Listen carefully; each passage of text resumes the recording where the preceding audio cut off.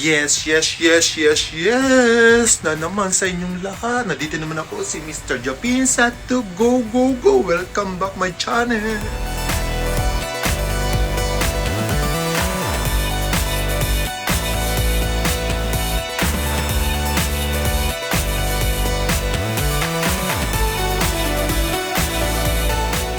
Yes, yes, yes mga ka-go-go ko dyan. Magluluto naman ako ng tamagoyaki. Ang arte no, may tamagoyaki pa. Ano lang tawag sa atin yun tortang iglog. Magki-twist ako, lalagyan ko siya ng ibang lasa. For example, ito lalagyan ko ng kani. Ano ba ito sa Tagalog? Sa English, kani is crab, talangka. Saka kailangan natin ng itlog. Siyempre, di mawawala ang mantika, asin, betchin, paminta, saka yung ano ba yun, ang tawag dito, yung lutuan. Sa Pilipinas actually may nabibili rin ganito para may design siya. Dito sa Japan, ordinary lang tong lutuan na ganito. Siyempre ang kanshi. Kaya samahan nyo ako magluto. Let's go! Yes, kailangan natin na bowl.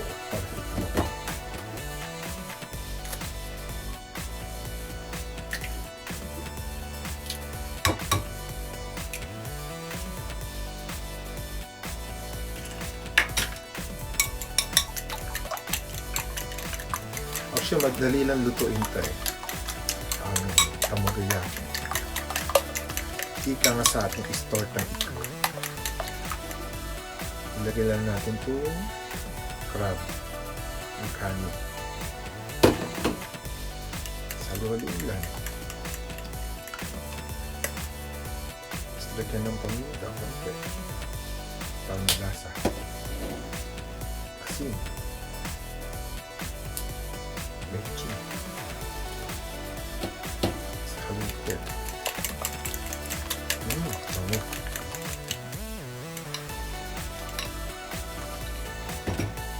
Buksan na yung kalan. Lagyan lang, mantika ko.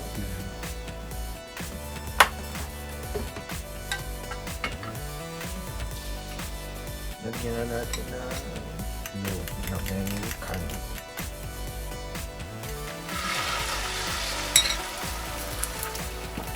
Kailangan paglagay, taas yung kawali kasi masusunog yung loob. I-bend natin ng konti. Ayan. Isa. Dalawa.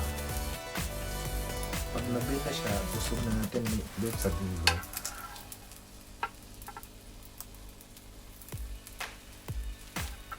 Tapos, lagyan ulit ng bowl.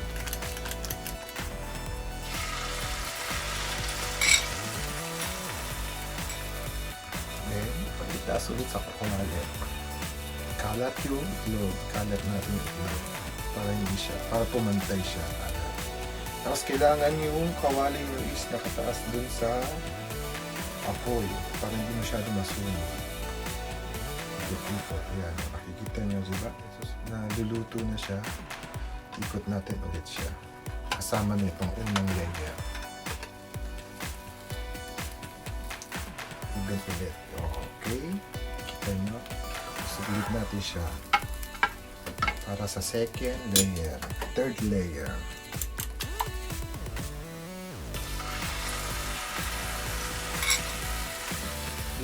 Depende sa inyo kung ilang gusto yung patong na ito. Mas makapal, mas ganda at masarap. Kailangan mataas yung kawali sa apoy. Ito ang tinatawag na tamagoyaki sa Japan. Ako ginawa ko na, nilagyan ko ng cheese. Kaya, bakit natin. Okay. Usog natin siya para ma-ikot natin yung kalahati. Wow, sarap. Last.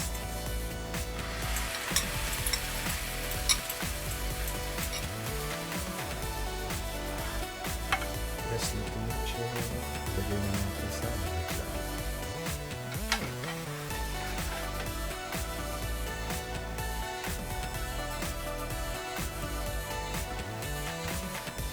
aking tamagoyaki with kanin.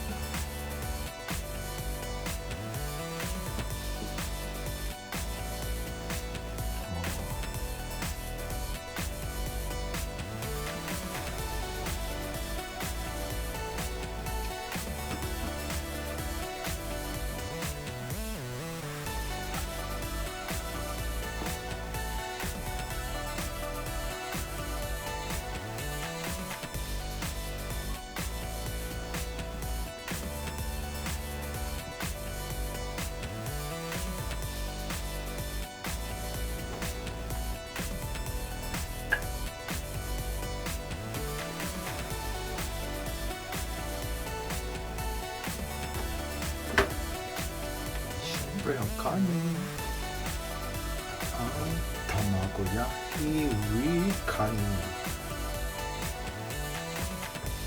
So then, lagyan natin ng ketchup.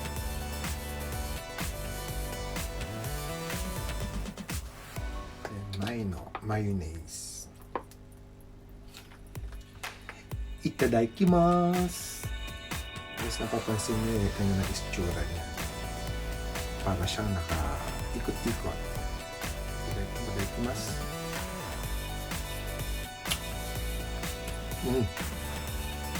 Sarap, sarap! Yes, mga kagugo ko dyan. Super dali lang to. Nagugustuhan lalo ng mga bata to. Sa kamusta nila. Sarap.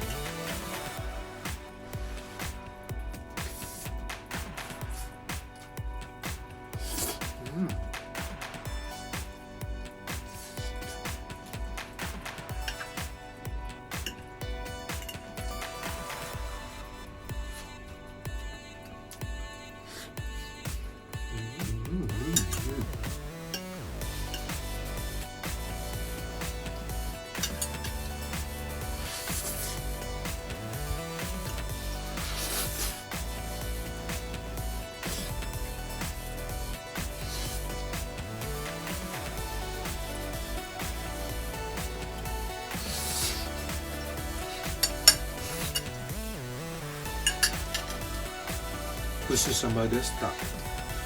Yes, sa mga kagugo ko dyan. Salamat po sa mga nanonood sa aking YouTube channel na Mr. Japin sa Togo. Sana po nagustuhan niyo ang aking lutong tamagoyaki.